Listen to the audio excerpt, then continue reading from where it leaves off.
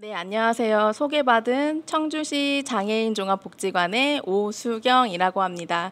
어, 제가 발표를 하기에 앞서서 저 멀리는 아닐 수 있어요. 청주에 있는 저를 여기까지 불러주신 관계자 여러분들께 일단 굉장히 감사의 말씀을 사실 드리고 싶었어요. 근데 제가 오늘 꺼낼 주제는 고립에 대한, 그리고 저희가 지원했던 당사자분들에 대한 이야기인데, 이런 이야기들을 함께 나눌 수 있는 이런 장들이 있다는 자체가 굉장히 의미 있다고 생각하고, 거기에 저를 또 함께 하게 해주셔서 너무 감사드립니다.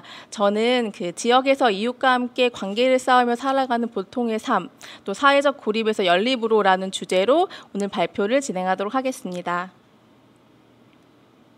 먼저 그 사회적 고립 가구를 지원하게 된 배경하고, 그리고 지원하게 된 과정, 그리고 또 마지막으로 고립에서 연립으로라는 주제로 오늘 발표를 진행하고자 합니다. 사실은 저희 기관에서 이 사회적 고립 가구 지원을 왜 시작하게 되었는지 이 이야기를 하지 않고 넘어갈 수가 없을 것 같아요.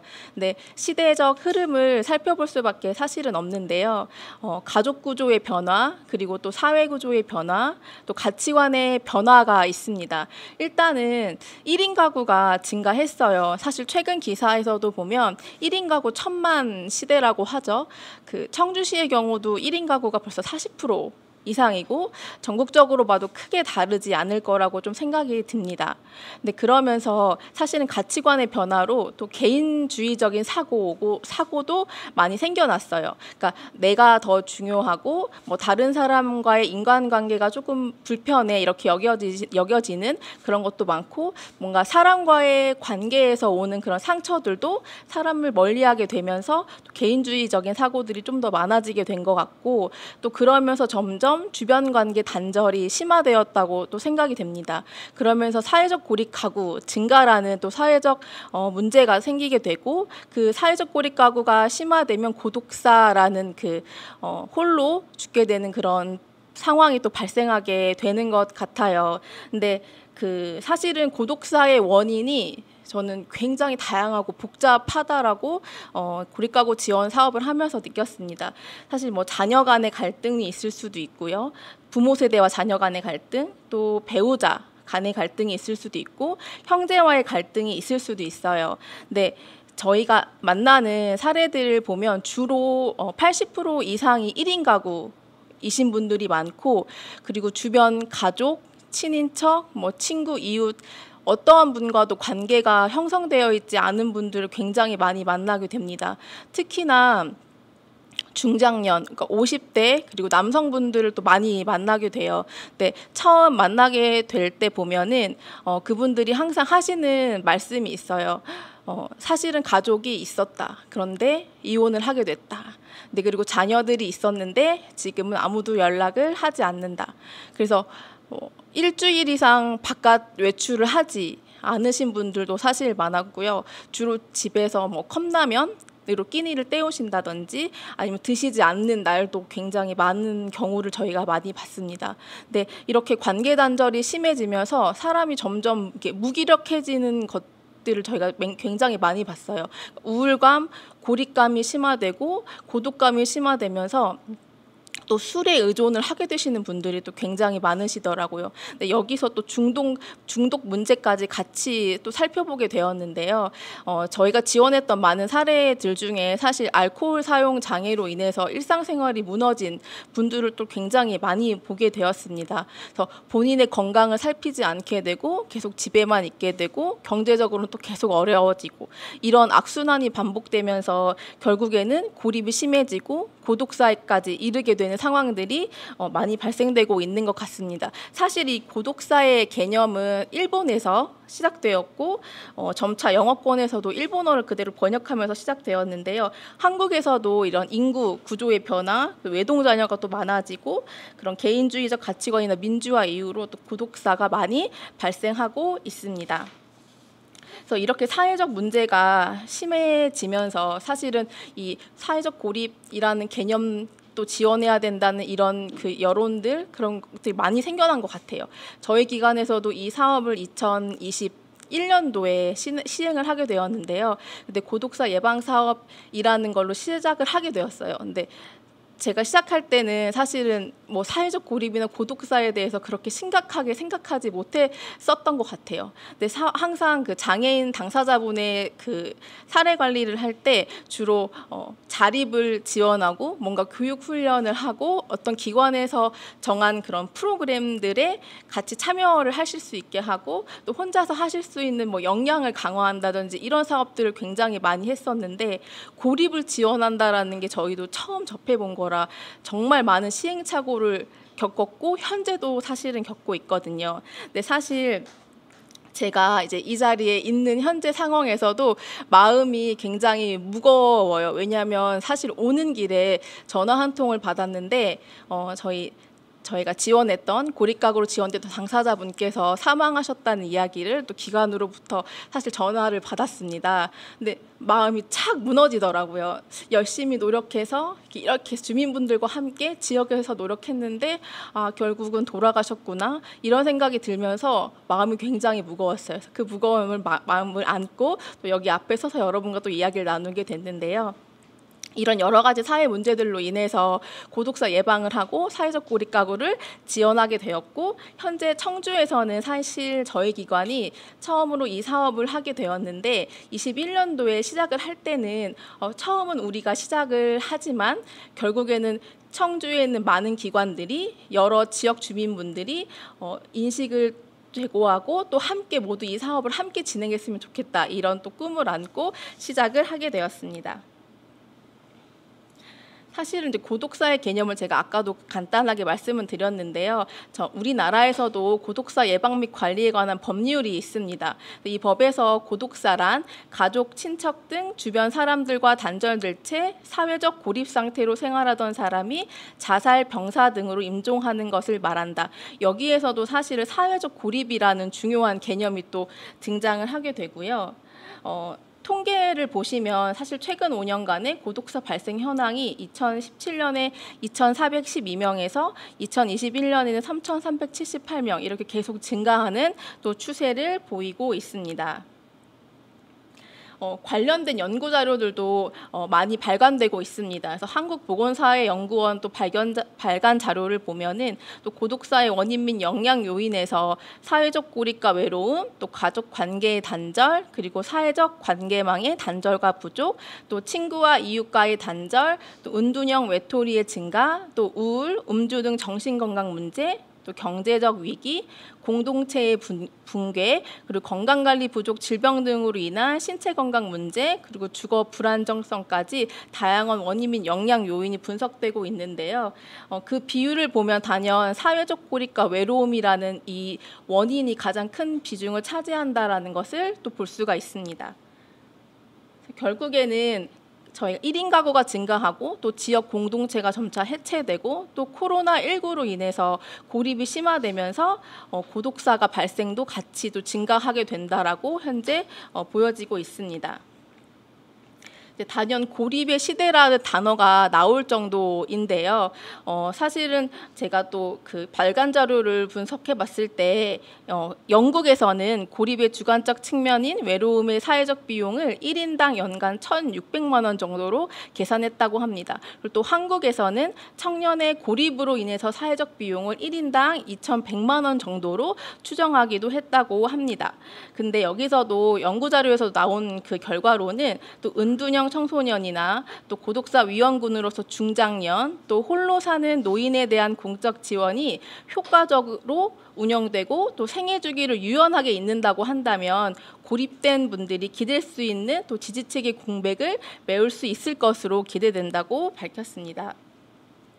그리고 또 보건복지부에서 2024년 장애인 실태조사 한 결과에 따르면 또 장애인 인구 4명 중에 1명이 1인 가구라고 합니다. 그래서 특히나 또 사회적 고립감이 전체 장애인보다 더 높은 것으로 또 조사가 되었다고 하고요. 또 동시에 인구 고령화 영향까지 더해지면서 또 이들에 대한 관심, 또 사회적 관심을 높여야 한다라는 또 지적이 제기되고 있습니다. 또 더군다나 장애인 1인 가구의 또 사회적 고립 수준도 42.8%로 높게 나타나고 있는 상황이고요. 이에 따라서 시대적인 흐름에 맞춰 장애인 1인 가구에 대한 사회적 관심과 또 제도적인 지원이 필요하지만 또 관련 조사나 연구가 또 매우 부족하다고 지적되고 있습니다. 네, 결국에는 지역사회 중심으로 장애인 1인 가구의 지원체계 구축이 필요하고 또 사회적 고립 장애인 1인 가구에 대한 집중 지원이 필요하게 됐는데요. 저희가 2021년부터 사업을 진행했고 그리고 올해는 장애인분들을 또 집중 지원하기 위해서 사회적 고립 장애인 1인 가구의 연립을 위한 사회적 관계망 강화 사업 가치임을 또 진행을 하고 있습니다.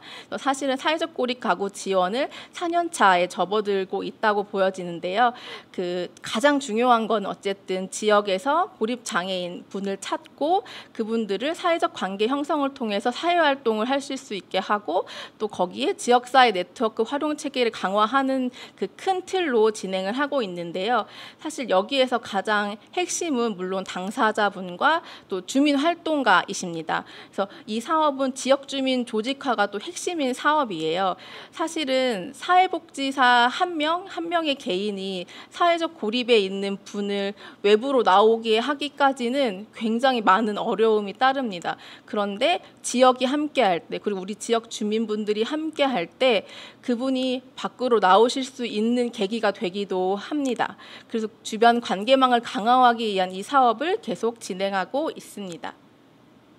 사실은 저희가 사업을 진행하면서 고립장애인 1인 가구의 특성을 살펴보면은 부유하는 생애 과정이 떠다닌다는 얘기거든요. 그리고 상실감이 계속 누적되고 주변 관계망이 단절되고 그 고립적 일상이 패턴화 되면서 사회적 고립으로 되고 또 장애로 인한 낙인이 있는 경우도 있고 또 좌절하시기도 해요. 그래서 이런 특성들을 확인하게 됐는데요. 저희가 만난 여러 사례 중에서 제가 또 책에 실은 사례의 경우에는 기억에 남았던 게 제가 처음 그분 댁을 방문했어요. 근데 그분은 다행히 문은 열어주셨거든요. 사실 사회적 고립 장애인 가구를 찾고 방문을 하면은 그 문도 못 여는 경우가 굉장히 많아요. 문 앞에서 대화를 하기도 하고 현관문에서 한 발자국 더 나아가기 힘든 경우도 많은데 그래도 이분은 문을 열어주셨어요. 근데 제가 문을 열고 들어갔을 때 그분께서 아무 말씀도 안 하셨거든요. 근데 그 분위기라는 게 굉장히 적막하고 우울감이 크게 느껴졌어요. 근데 제가 그때 그분께 요즘에 마음이 어떠시냐라는 질문을 했는데 그 말씀을 듣고 계속 우시는 거예요. 근데 그게 잠깐 우시는 게 아니라 되게 한참 우셨어요. 근데 제가 이렇게 고립가구 지원은 사업을 하기 전에 만약 장애 당사자 사례 관리를 할 때는 이렇게 울고 계시면 좀 당황스럽잖아요. 그래서 어떻게 빨리 진정시키려고 노력했거나 막 다른 말로 화제를 전환했거나 했을 텐데 이때는 그냥 우실 수 있게 그냥 지켜봤어요. 옆에서 그냥 있어드렸거든요. 특별한 뭐 말도 질문도 하지 않고 그분이 충분히 우실 때까지 옆에서 기다렸고 되게 한참이 흘렀던 것 같아요. 근데 그러면서 그분께서 갖고 계셨던 그런 고민들을 하나씩 말씀을 해주셨는데 이분이 저에게 말을 해준 것들이 사실 크게 많지는 않아요. 근데 주로 보면 나로 인해 누군가가 힘들어지는 것이 싫다. 뭐 나는 필요 없는 존재다. 그리고 나는 걸림돌이도 되는 존재다. 그리고 나는 내가 또 좋은 점이 하나도 없다. 그리고 또 아무것도 하고 싶지 않다. 이렇게 말씀을 하세요. 그러면은 그 앞에서 어떤 말을 할 수 있을까요? 저희가 뭐 거부하는 가구분들 굉장히 많이 만나는데 그런 말씀을 하실 때 사실 사회복지사도 어떤 대답을 해야 될지 사실 되게 막막하고 두렵기도 하고 사실 이분이 잘못되시진 않을까 이렇게 무섭기도 하거든요. 그래서 이럴 때는 저희는 그냥 이런 말씀하시는 모든 말들을 말씀을 해주시는 것만으로도 되게 감사하게 생각했고 계속 기다리고 듣고 그게 다였어요. 특별한 어떤 방법, 뭐 의사소통의 기술 이런 것보다는 옆에 있어드리기 그리고 그분이 말하시는 거를 진짜 진심으로 듣기. 근데 상대방은 아시거든요. 내가 진심으로 내 이야기를 내 앞에 있는 사람이 들어주고 있는지를 알고 계세요. 그래서 그 마음이 전달되면은 그때 이제 한마디씩 해주시는 거거든요. 그래서 그렇게 되게 자주 찾아가는 거예요. 뭐 특별히 뭐 프로그램을 만들어서 참여하세요? 외부 활동 같이 할까요? 이런 것들을 계속 제안하기보다는 찾아가서 뵙고 인사하고 그냥 일상의 얘기를 듣고 그냥 오고, 그리고 지나가다가도 어떻게 지내시는지 얼굴 한번 뵙고 또 오고, 이거를 계속 반복을 사실은 했습니다. 그래서 저희가 만난 이분의 경우에는 저희가 그렇게 했던 게 조금은 마음의 문을 여시게 됐는지도 몰라요. 그래서 점점 본인의 이야기, 옛날에 힘들었던 이야기들을 하나 둘씩 좀 꺼내주셨어요. 그래서 이분의 얘기를 들어보니까 사실은 이제 가정에 있었는데 이혼을 하시고 나서 가족관계가 아예 단절되신 상황이었고, 뭐 주변 사람들과 대화 자체가 거의 없으신 채로 홀로 집에 계셨는데 일주일 이상 밖도 안 나가시고 햇빛조차 보시지 못한 날들이 연속이었다고 하셨습니다. 그리고 그 우울증이 심하다 보니까 자살에 대한 충동, 그런 호소도 굉장히 깊으신 상황이었어요. 그래서 매일 그 죽고 싶다라는 생각을 계속 하셨다고 저희한테 얘기해 주셨고, 그 생각이 끊임없이 계속 나신다고 하셨어요. 근데 물론 정신과 그 정신의학과 의원 방문해서 치료를 받으세요. 그리고 또 필요한 약을 드시거든요. 근데 사실은 이런 그 정서적인 외로움과 그런 고립감은 약물 치료도 당연히 병행을 해야 되겠지만 그것만으로는 저는 굉장히 부족하다라는 생각이 들었어요. 결국에는 그분이 믿고 의지할 만한 어떤 사람이 누군가가 옆에 있어주고 그분에게 지지하고 힘이 되어 드리지 않으면 이분이 여기서 한 발자국 나가시는 게 굉장히 어렵겠다라는 생각이 들었고, 결국에는 그 당사자분 스스로를 사랑하실 수 있게 내가 소중한 존재다, 내가 살아갈 가치가 있는 사람이다라는 걸 느끼게 하고 싶었어요. 그래서 계속 찾아뵙고 일상의 대화들을 이어나갔고요. 그러면서 제가 선택한 거는 이제 뭐 대단한 건 아니고요. 열린 대화를 하는 거예요. 그래서 뭔가 문제가 있거나 뭔가 해결을 해야 되거나 이런 거를 목표로 하지 않고 또 그런 거를 목적에 두지 않고 대화하는 거거든요. 그러면서 그분을 뭔가 설득하고 뭔가 논의를 해야 하고 뭔가 설명을 하고 뭔가 신문을 하고 조언하는 것들을 지향했어요. 그래서 정말 말 그대로 대화를 열어놓고 한 거예요. 그래서 뭔가 저희가 만났을 때 당사자분들의 그 긴 걸어온 삶을 저희가 한 번 만났을 때 다 알 수 없잖아요. 그리고 전 섣부르게 그분의 인생을 판단해야 된다고 생각하지 않거든요. 그리고 그분이 그 깊은 고민을 그 낯선 누군가에게 내놓는다는 게 사실 쉽지가 않은 일이에요. 일반적으로 사회복지사가 집을 찾아간다고 했을 때 사회복지사가 집을 방문하는 일이 그렇게 흔한 일일까요? 흔하지 않거든요. 누군가가 낯선 사람이 내 집에 온다라는 것 자체도 되게 불편한 일일 수가 있어요. 특히나 이렇게 심리적으로 고립되어 있는 분의 경우에는 그게 더 심하죠. 그러니까 그분들도 되게 용기 내서 문을 열어주시는 거거든요. 그런데 거기에서 우리가 갔을 때 이거는 아니네요. 이건 좀 잘못됐네요. 뭔가 이렇게 하셔야 되는 거 아니에요? 이런 판단과 조언들이 오히려 그분의 마음을 더 멀어지게 할 수가 있다라고 저는 좀 생각했습니다. 그래서 저는 단지 우리가 그냥 우리 서로를 위해서 옆에 있어준다, 이 개념이 되게 중요하다고 생각했고 이 마음을 가지고 당사자분들을 찾아뵙고 있습니다. 그래서 제가 거부하는 가구에게 다가가는 방법은 사실 큰 게 아니고요. 사실 이게 전부거든요. 열린 대화하고 진심으로 경청하고 그분의 말을 공감하고 기다려주는 거, 이거 외에 다른 특별한 기술이 있지는 않아서 이렇게 진행을 하고 있습니다. 근데 사실은 가장 또 제가 도움을 많이 받았던 건 저희 지역 주민분들이세요. 근데 그 당사자와 지역의 이웃 주도해서 하는 관계망 확장이 왜 중요한지를 생각해 볼 필요가 있거든요. 사실은 정부나 지자체나 또 서비스 기관만으로는 한계가 있어요. 그리고 지역 주민이 지역을 제일 잘 아세요. 그리고 지속 가능하다라는 게 있어요. 사실은 사회복지사가 평생 그 자리에서 그 업무를 쭉 할 수도 있겠죠, 물론. 근데 담당자가 변경되거나 또 기관의 방향성에 의해 바뀔 수도 있어요. 근데 그 당사자 주변에 사시는 그 지역 주민은 그분 곁에 저희보다 더 오래 계실 가능성이 크거든요. 그리고 또 지역 주민을 활용하면서 그 지역 주민분들의 의식도 강화됩니다. 그래서 이 사업에서 저는 가장 중요한 게 당사자와 그리고 그분들과 함께하는 지역 주민이라고 또 생각을 했습니다. 네, 저희가 저희 가명인데요. 나영님께 자꾸 찾아뵙고 할 때 그 변화된 좀 그 계기도 지역 주민분들을 좀 소개시켜드리고 함께 하면서부터 변화가 사실 찾아왔거든요. 네, 사진을 보여드리면 네, 옆에 얼굴 사진 보고 놀라셨을 수도 있는데요. 나영님이 외부에서 나와서 활동하는 부분을 되게 어려워하시고 그걸 원하지 않으시기도 했어서 이제 주로 집에서 찾아가서 하는 활동들을 많이 했어요. 주민분과 함께. 근데 이날은 각자 집에 있는 야채들을 조금 모아와서 우리 또띠아로 얼굴을 만들어 보자라고 하셨대요.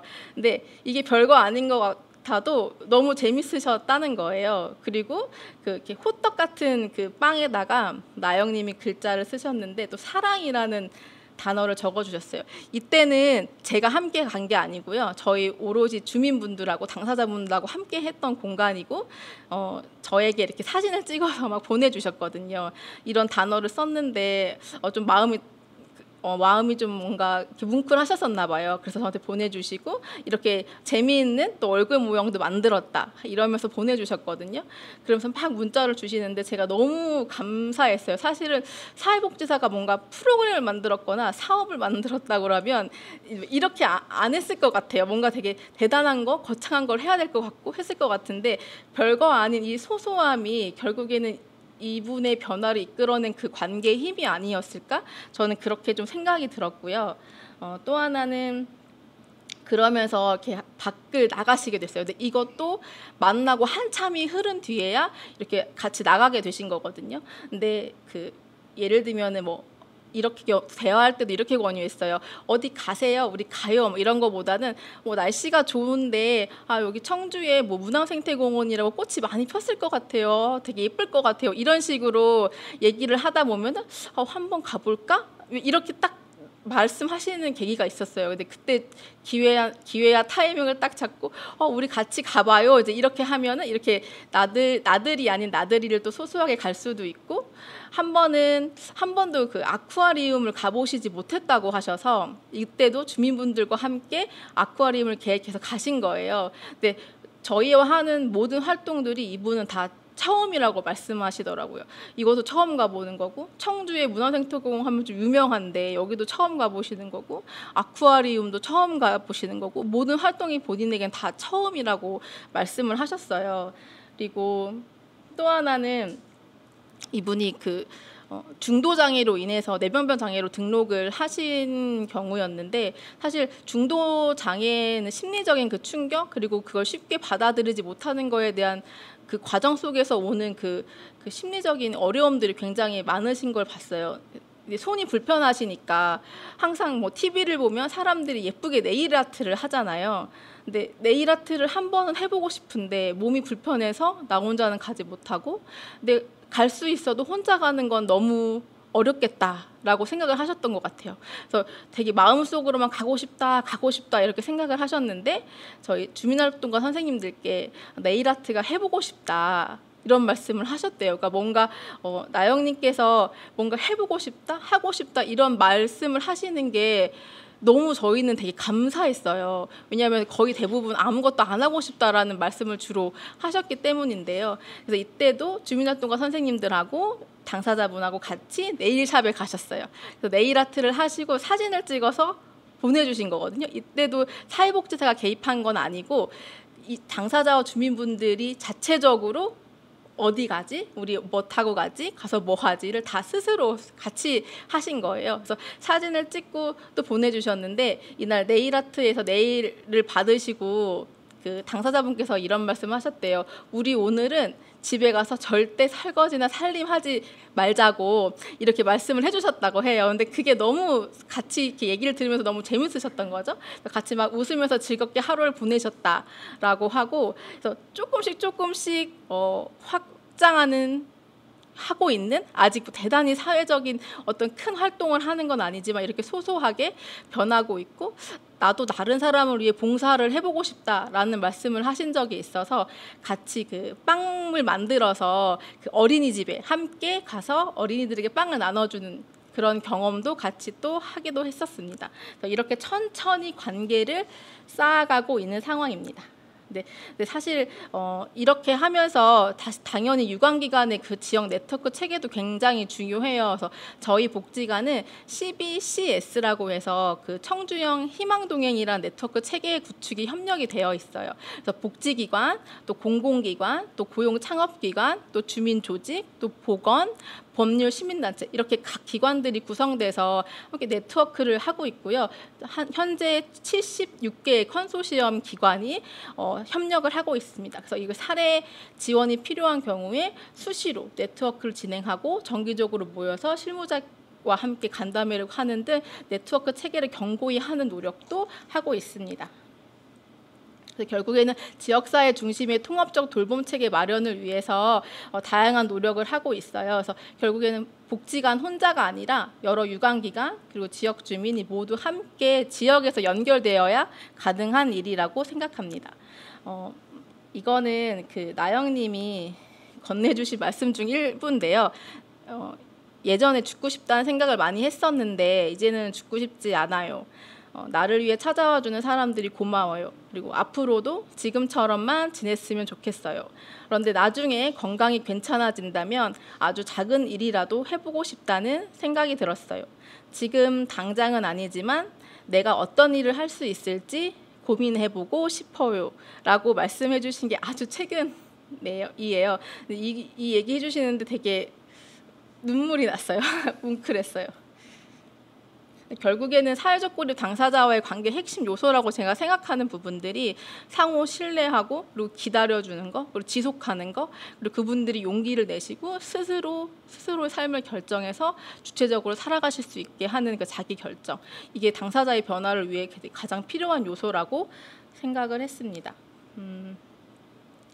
네, 중요한 거는 그 고립 가구를 만나면 거부라는 그 벽에 부딪히게 되는데 많은 분들이 질문을 해주시는데요. 어떻게 하면은 이렇게 문을 열고 나올 수 있게 할 수 있을까요? 어떻게 하면 외부 활동하실 수 있게 할까요? 이런 질문을 사실 많이 받았는데 제가 생각하는 건 그 마음의 문이 다른 누군가가 열어줄 수 없다고 생각해요. 결국에는 그것도 당사자의 몫인 거죠. 근데 그분이 문을 열고 나오고 싶을 때 그 곁을 맴도는 사람들이 있고 손잡아줄 누군가가 있다라는 게 저는 중요하다고 생각합니다. 그래서 사실 주제를 고립에서 연립으로 하기도 한 거고요. 이제 혈연을 가족이라고 하잖아요. 근데 현대 사회에서는 또 새로운 가족에 대한 개념도 필요한 게 아닌가. 뭐 가족과의 관계가 단절된 부분을 저희가 갑자기 회복하거나 뭐 갈등을 완화하는 건 되게 어려운 일일 수도 있다고 생각해요. 근데 가족과의 관계가 단절됐어도 주변 이웃이라든지 새로운 주변에 믿을 만한 그런 사람들을 만들 수 있다고 생각하거든요. 새로운 가족이 현대 사회에서는 또 생겨나고 있는 게 아닌가. 그래서 결국에는 홀로이면서도 함께하는 그런 삶을 살아가는 게 되게 중요하다고 생각했습니다. 네. 지역에서 서로가 연결되는 삶을 꿈꾸는 사회복지사입니다. 이상으로 발표를 마치겠습니다.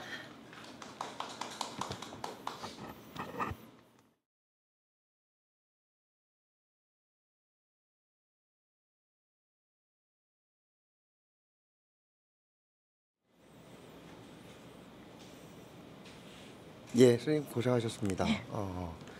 마음이 불편하실 수도 있는데 그런데 또 잘 다스리시면서 네. 이야기해 주셔서 고맙습니다. 네. 예. 선생님 이 실천하시면서 선생님 마음은 어떻게 안겨주세요? 너무 어려운 질문이신 것 같아요. 네. 그 사회복지사가 그 고립가구 지원을 하면서 그 고독사라는 문제가 계속 직면하게 돼요. 그러면 사실은 방문을 할 때 돌아가신 거 아닌가 이런 생각도 하거든요. 그렇죠. 그러면 되게 무거워요. 엄청 무거우실 무거워요. 것 같아요. 예. 근데 사실은 저만 이 사업을 하는 게 아니고 예. 저희 팀원들 그리고 복지관의 직원들이 예. 또 함께 해주고 있어요. 예. 그러니까 사실은 전에 처음 시작할 때는 한 단일 팀에서 사업을 시작했거든요. 근데 지금은 3개의 팀이 같이 협력을 해주고 있어요. 그러니까 그만큼 되게 중요한 일이고 한 사람에게 많은 에너지가 들어가는 일이고 그렇기 때문에 기관에서도 이거는 이렇게 단일 사회복지사 혼자만의 몫이 아니다. 함께 해야 된다라고 또 얘기해 주셨고 그래서 그런 마음의 무거움이 있을 때 다른 뭐 해결 이런 건 없어요. 우리 직원들하고 얘기해요. 계속 이런 일이 있었는데 마음이 좀 무거웠다, 힘들었다. 그러면 직원들이 그거에 대한 서로 위로도 조언도 함께 해주고 그러면서 또 나아가고. 근데 사실은 저희가 100명의 당사자를 위해 노력을 한다고 해도 100명이 다 변화를 하는 건 아니잖아요. 그 중에 한두 분이라도 삶의 변화가 있으시고 조금이라도 더 행복한 삶을 사신다고 하면 그게 큰 힘이 되는 것 같아요. 그래서 그 힘으로 또 나아가고 그 힘으로 또 나아가고 이렇다고 저는 생각을 해서 결국에는 그 무거운 마음을 그런 부분으로 또 이렇게 다스려서 나가고 있다고 생각합니다. 네. 한 가지 부탁드리는 건 사회복지 실천하시는 분이 실천하시다 보면 나를 좀 고립시킬 때가 있거든요.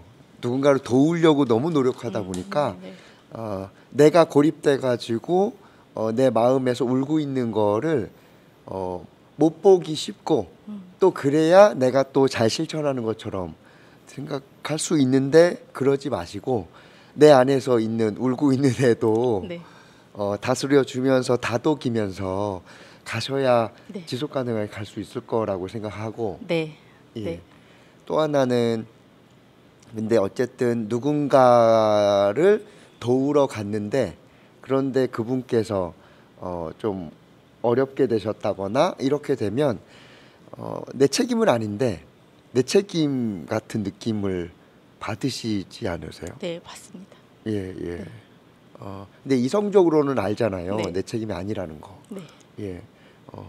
그런데 이 활동을 계속 몇 년째 하고 계시니까 이 마음은 어떻게 선생님 또 하시는지. 이 부분에 대해서도 저희 이제 기관장님께도 많은 고민을 털어놓고 또 함께 하고 있는데요.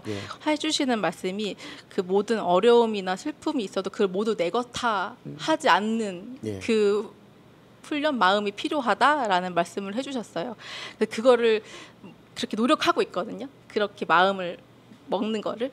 그래서 모든 상황이나 모든 결과가 내 책임이나 내 건 아니다. 내 것 하지 않는 그리고 한 발짝 물러서서 보는 이것들을 계속 하고 있습니다. 선생님 귀한 일 하시는 거예요.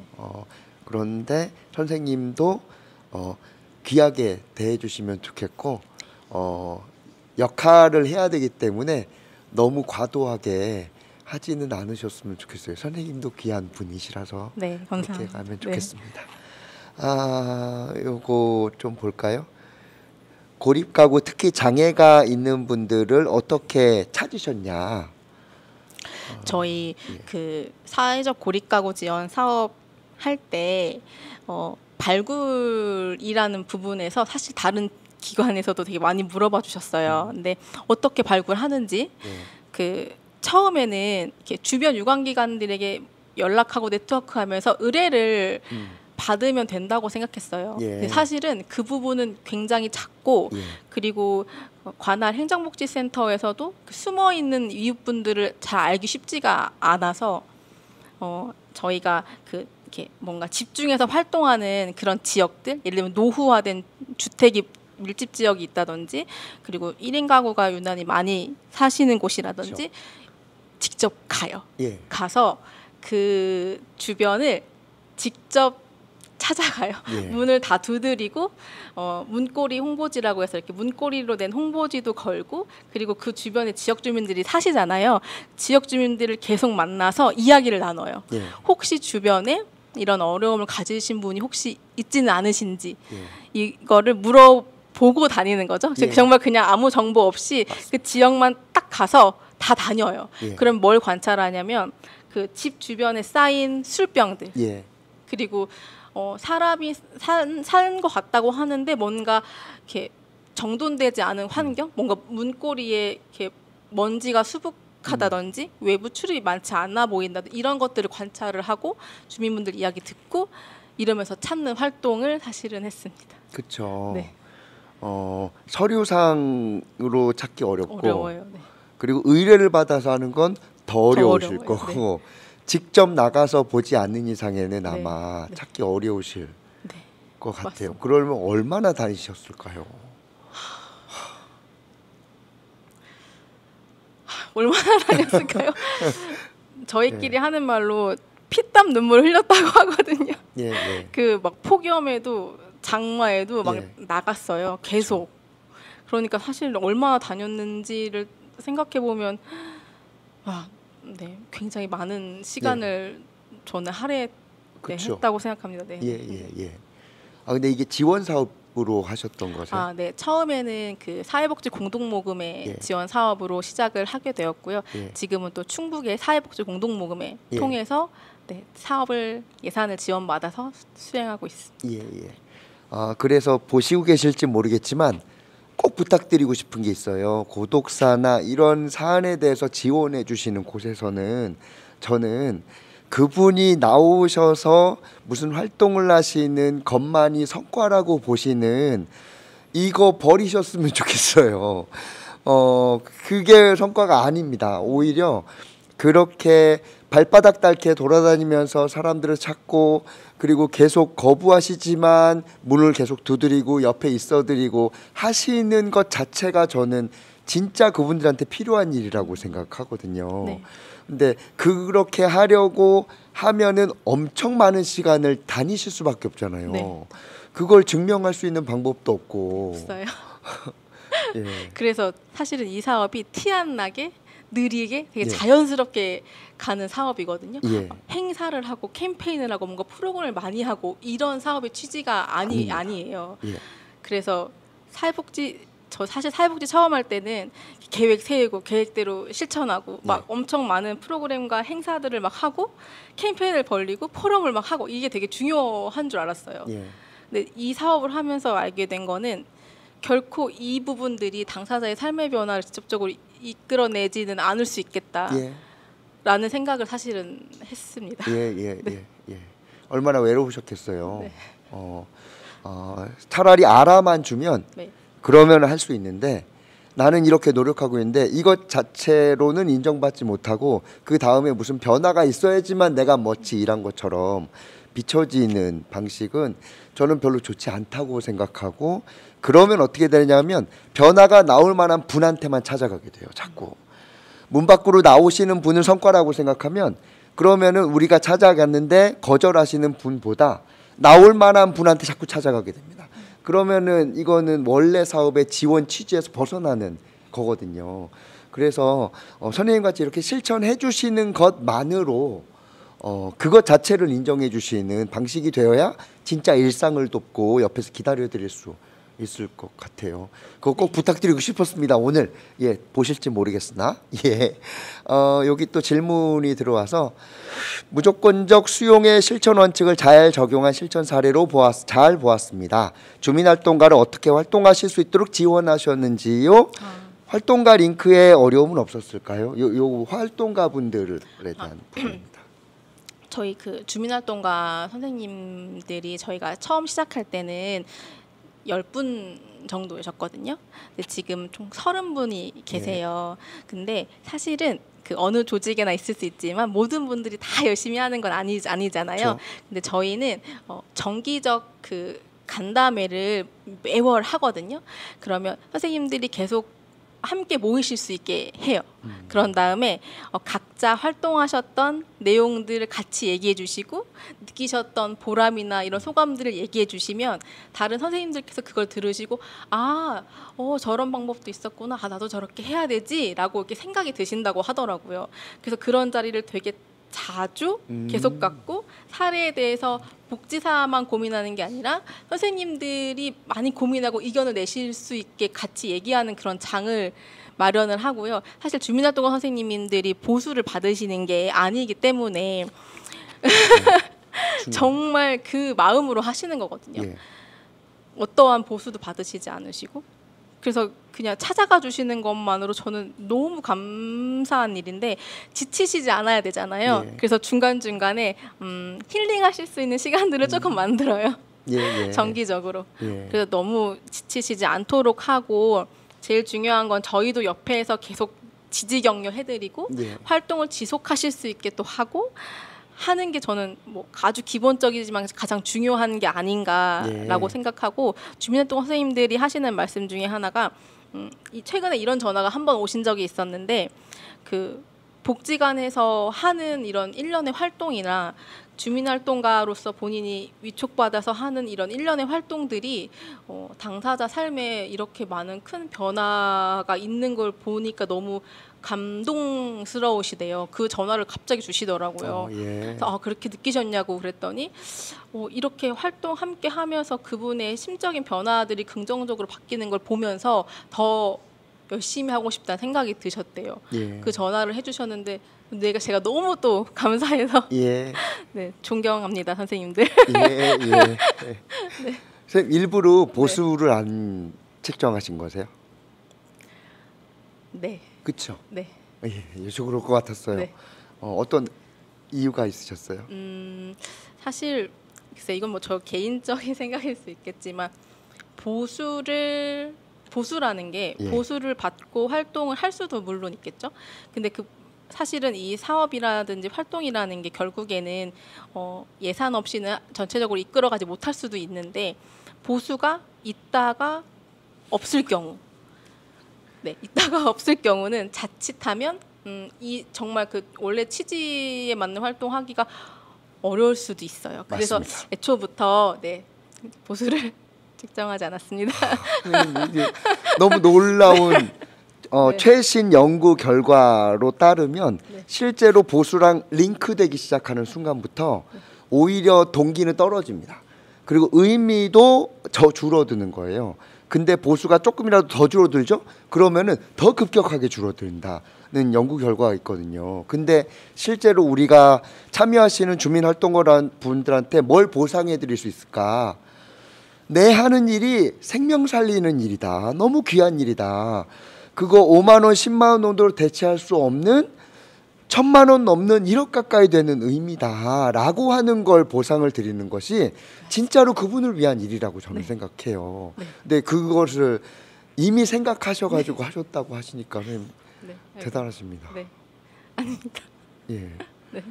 근데 이걸 잘 생각해 보시면 왜 이 생각을 하실 수 있었을까요? 내가 하는 일이 가치 있는 일이기 때문에. 맞습니다. 예. 내가 하는 일이 가치 있는 일이라고 믿는 사람만이 이렇게 합니다.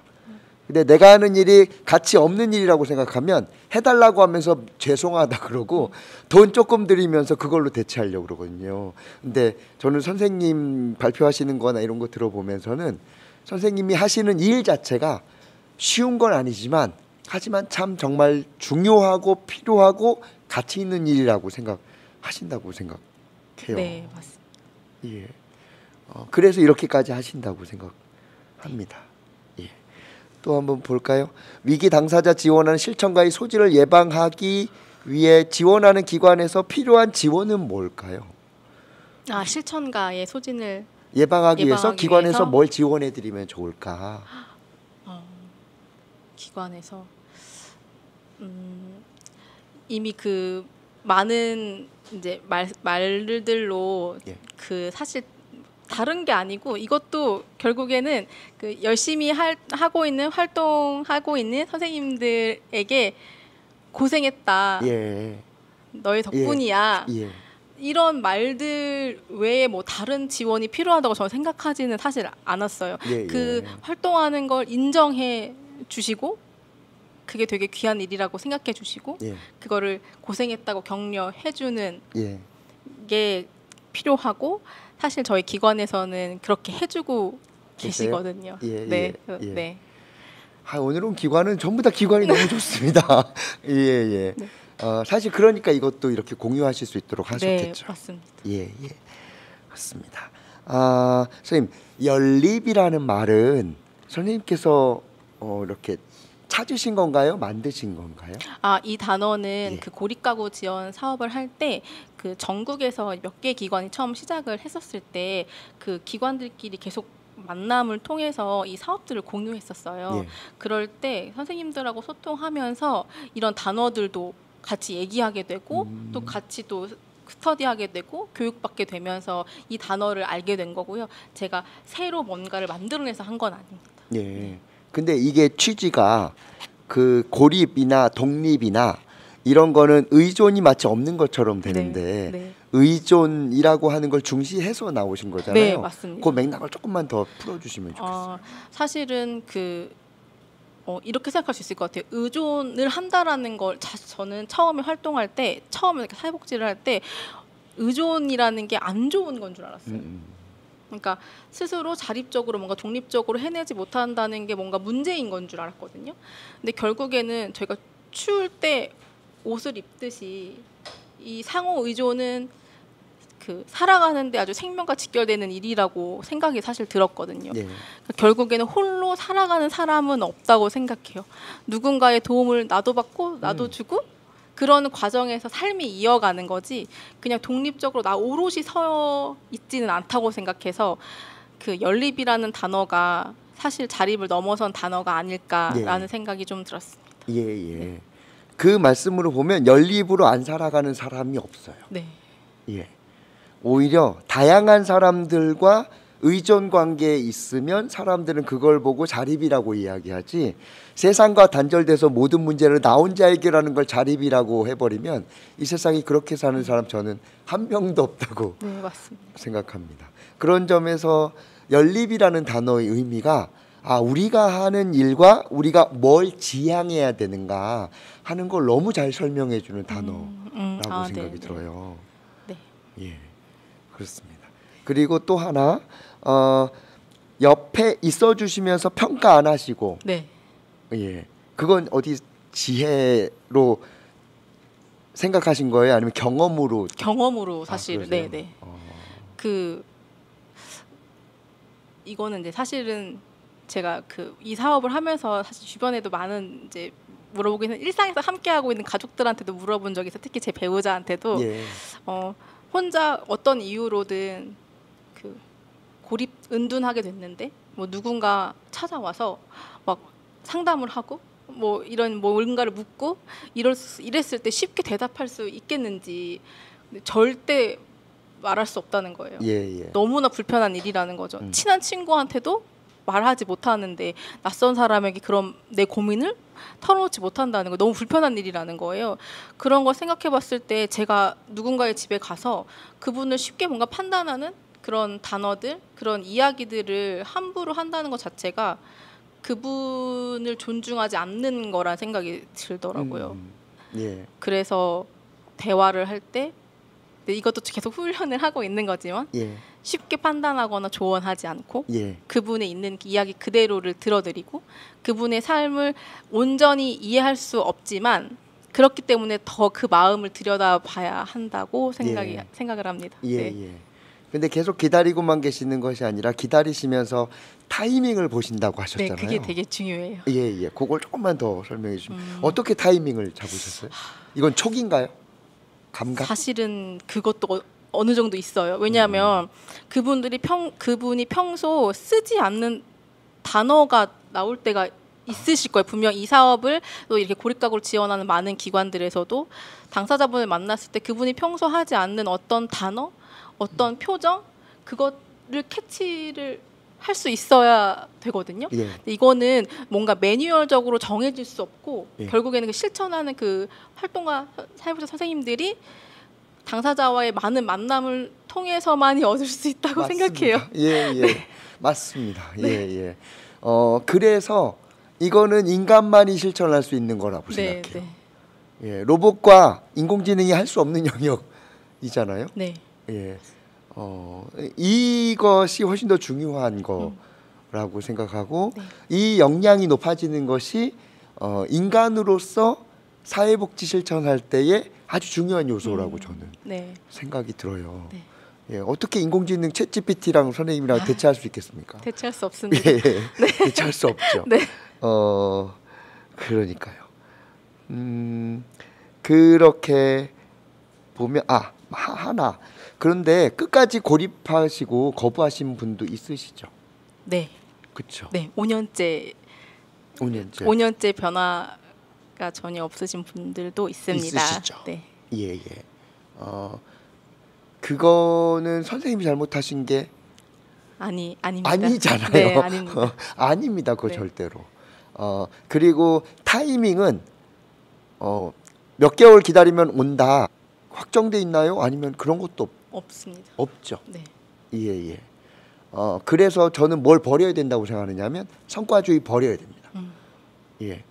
보통 이야기하는 무슨 변화가 있었냐라고 이야기하는 그 성과주의 때문에 오히려 기다림이 더 촉박해지는 거예요. 공공에서의 사례 관리는 뭐 6개월 안에 결과를 내야 된다. 이거 인간의 삶을 이해하지 못한 채로 하는 것 같은 네. 느낌이 들어요. 네. 저 너무 공감합니다. 방금 소장님 말씀에. 예. 그러면 사실은 이렇게 활동하시면서 시간이 기약이 없을 수도 있잖아요. 네. 그럴 땐 선생님 마음은 어떠실까 싶어요. 뭐라고 표현해야 되지? 이렇게 앞에 안개가 있는 것 같기는 해요. 예. 그러니까 사례를 지원하는데 종결을 할 수가 없는 경우들이 굉장히 많거든요. 예. 저희 기관도 뭐 6개월, 1년 이 자체의 개념을 현재 두지 않고 있어요. 예, 전혀 예. 두지 않고 있습니다. 그래서 뭐 계획을 6개월 수립하고 뭐 1년 수립하고 평가해. 그래서 기간이 지났는데도 안 되면 그만 이런 개념 자체가 없어요 지금. 예. 그러면 이 소진되지 않는 힘은 뭐 특별한 것은 아니고요. 서로를 계속 으쌰으쌰 해주는 거죠. 네, 함께하는 직원들이. 그래서 저는 저희 직원들한테 너무 감사하고 네, 그래도 지치지 않고 같이 계속 함께 해준다는 게 네, 너무 고마운 일이라고 생각합니다. 네. 고립 가구의 관계가 중요한 것처럼 실천하시는 분도 관계가 저는 중요하다고 생각하고 또 그게 일정 정도의 힘이 될 것 같고 마지막으로 제언 하나 드리면 우리 복지계에서 사회복지사를 돕는 사회복지 활동도 저는 좀 더 있었으면 좋겠고 특히 트라우마라고 하는 건 의지로 생각으로 내 논리로 이겨낼 수 있는 거 아니라고 생각하거든요. 이거는 누군가의 전문적인 도움을 받는 것도 저는 필요할 거라고 생각해요. 그래서 고립가구와 관련해서 지원하시는 곳에서도 그 지원하는 사람을 돕는 부분도 조금 고려하셔서 해주시면 좋겠습니다. 안 그러면 떠나실 수 있거든요. 마음이 너무 힘들어서 날 보호하려고. 근데 그러면은 결국 당사자에게도 손해고 현장에도 손해니까 그걸 좀 배려해 주시면 좋겠습니다.